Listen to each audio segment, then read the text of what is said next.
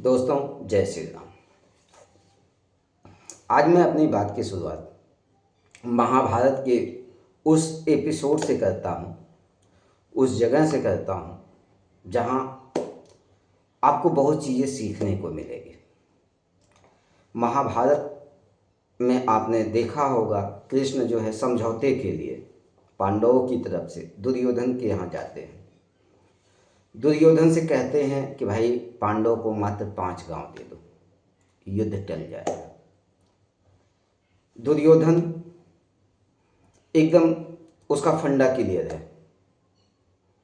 वो जानता है कि मुझे जो है 5 गांव क्या 5 सुई के बराबर, नोक के बराबर भी मैं जमीन नहीं दूंगा। स्पष्ट रूप से मना कर देता है श्री कृष्ण से, कहता है मैं 5 गांव नहीं दूंगा। श्री कृष्ण उसको समझाते हैं लेकिन वो नहीं समझता है।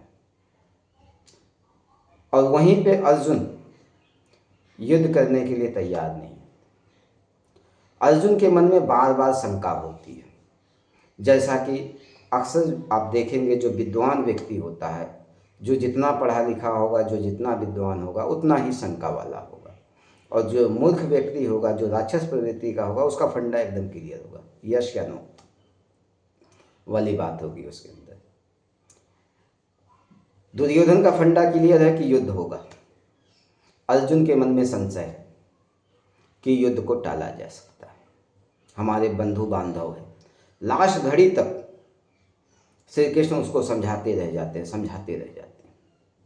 लेकिन दुर्योधन नहीं मानता है। अर्जुन को समझाते हैं बार बार श्री कृष्ण, लेकिन अर्जुन को लगता है कि हमारे बंधु बांधव हैं, हमारे सगे संबंधी है, इनसे हम कैसे युद्ध लड़ सकते। आम जनता की भी यही कंडीशन है। राक्षस प्रवृत्ति के लोगों का फंडा एकदम क्लियर है। वो जानते हैं कि या तो तुम्हारी ज़मीन छीनेंगे, तुम्हारी बहन बेटियों के साथ जो है बलात्कार करेंगे, तुम्हारी बहन बेटियों को छीनेंगे, तुम्हारी संपत्ति को छीनेंगे, हर तरह से तुम्हें जो है कि दबाएंगे। उनका फंडा क्लियर है, लेकिन आपका फंडा क्लियर नहीं है। आप जो है संशय में हो, शंका में हो, क्योंकि आप ज़्यादा पढ़े लिखे हो, ज़्यादा जो है कि इसीलिए आपकी ज़मीनें छीनी जाती है, आपकी बहन बेटियों के साथ बलात्कार होता है, आपकी संपत्ति छीनी जाती है, आपके साथ जो है दुराचार होता है। यहाँ पे कोई कृष्ण आपको समझाने नहीं आएंगे, आपको कोई गीता का ज्ञान वो देने नहीं आएंगे। आपको खुद समझना होगा, आपको अपने अंदर का कृष्ण जगाना होगा और चीज़ों को समझना होगा। युद्ध के लिए तैयार होना पड़ेगा। ये जीवन का युद्ध है, सच्चाई का युद्ध है। इसी के तहत मैं आपको एक बात आपको बता रहा हूँ। वर्तमान समय में कुछ राक्षस प्रवृत्ति के लोग, वो जल पर, जमीन पर, आकाश पर, पानी पर और अग्नि पर, ये जो 5 चीज़ें हैं उस पे जो है कब्जा करना चाहते हैं, यानी प्रकृति को अपने बस में करना चाहते हैं। क्या प्रकृति कभी किसी के बस में हुई है? वो तो भगवान के बस में नहीं हुई है, तो आपके बस में कैसे हो सकती है? प्रकृति को लोग अपने कंट्रोल में करना चाहते हैं कि पानी हमारे हिसाब से सबको मिलेगा, भूमि हमारे हिसाब से चलेगी, आकाश पे हमारा कब्जा होगा, अग्नि पे हमारा कब्जा होगा, हर जगह पे हमारा कब्जा होगा। लेकिन राक्षसों, सोचो जरा कि वास्तव में क्या तुम इन चीज़ों पे कब्जा कर सकते हो? अभी हाल ही में आपने अरावली का उदाहरण देखा। अरावली में क्या हो रहा है? सुप्रीम कोर्ट ने एक परिभाषा दी कि 100 मीटर से नीचे जो चीज़ें हैं उसको पहाड़ियाँ नहीं मानी जाएगी, यानी खनन के लिए उसको दे दिया जाएगा। हालांकि बाद में विरोध हुआ और सुप्रीम कोर्ट को अपना फैसला रोक देना पड़ा। तो ये जो जल, जंगल, जमीन, आकाश, पाताल और अग्नि, सब पे आप कब्जा करने की कोशिश कर रहे हो। प्रकृति जब अपना तांडव करेगी ना, कुछ नहीं कर पाओगे। 2004 की सुनामी देख लो, 2001 का भुज का भूकंप देख लो, जापान में आते हुए भूकंपों को देख लीजिए आप, नेपाल में आए हुए भूकंप को देख लीजिए, अमेजन में लगने वाली आग को देख लीजिए, अमेजन के जंगलों और जो है ऑस्ट्रेलिया के जंगलों में लगने वाली आगों को देख लीजिए आप, क्या कर पाते हो? प्रकृति जब तांडव करती है तो वो दया नहीं करती है। ईश्वर जब न्याय करता है तो वो दया नहीं करता है। उसका एक ही फंडा क्लियर है, यस या नो। जब तक प्रकृति सहन कर सकती है करेगी, और जिस दिन सहन करने की क्षमता उसकी खत्म, एक झटके में सब चीज़ खत्म आपका, क्या करोगे? कुछ नहीं कर पाओगे।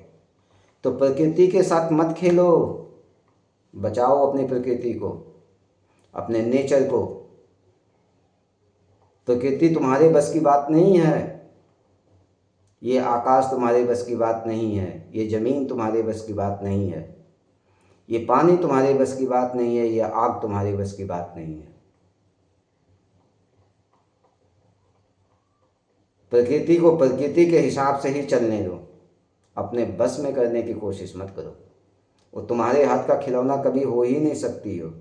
तुम बहुत करोगे थोड़ा सा पानी बेच लोगे, तुम बहुत करोगे थोड़ी सी ज़मीन खरीद के बेच लोगे, तुम बहुत करोगे थोड़े से आसमान पे अपनी चीज़ें जो है उड़ा के रख लोगे, बहुत करोगे थोड़ी सी अग्नि जो है कि, लेकिन करोगे क्या?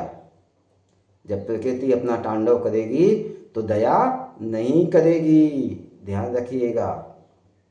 तो संभल जाओ। और जो लोग सात्विक प्रवृत्ति के हैं उनका क्या है, वो तो ईश्वर का नाम लेके निकल जाएंगे, उनको कोई फर्क नहीं पड़ता है। ईश्वर उनके साथ में, उनके अंदर एक पावर है, ईश्वरी शक्ति है। वो राम राम कहते हुए, कृष्ण कृष्ण कहते हुए, राधा राधा कहते हुए निकल जाएंगे, उनको कष्ट नहीं होगा। लेकिन प्रकृति तुम्हें तड़पा तड़पा के मारेगी, तब क्या करोगे? तो नेचर को अपने कंट्रोल में करने की कोशिश बिल्कुल मत करना कि वो जल पे तुम कब्जा कर लोगे, ज़मीन पे कब्जा कर लोगे, आकाश पे कब्जा कर लोगे, आग पे कब्जा कर लोगे। किस किस चीज़ पे कब्जा करोगे? नहीं कर पाओगे। तो दोस्तों संभल जाओ, और ये जो राक्षस प्रवृत्ति के लोग हैं उनसे बचो।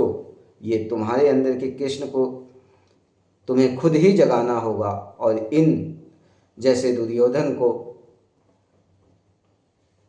युद्ध भूमि में अर्जुन के खिलाफ जो है कि जो खड़े होते हैं उनको मार गिराना होगा। रावण जैसी प्रवृत्ति के लोगों को हटाना होगा, दुशासन जैसे लोगों को हटाना होगा। लड़ाई आपकी है, आप ही का कृष्ण आपको जगाएगा।